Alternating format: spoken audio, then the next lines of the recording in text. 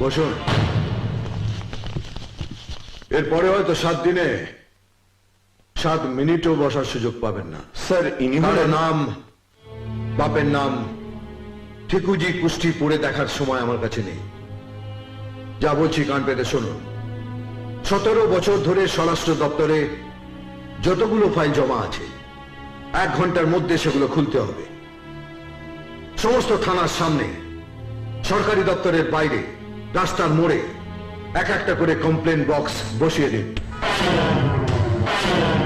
যার যা অভিযোগ আছে লিখে সেই বক্সে ফেলতে বলুন। আর 10 মিনিটের মধ্যে সেই অভিযোগের জবাব দিতে হবে।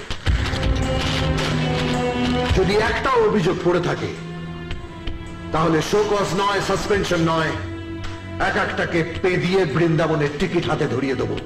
এ কি মন্ত্রীরা গুন্ডা? গুন্ডা গুন্ডা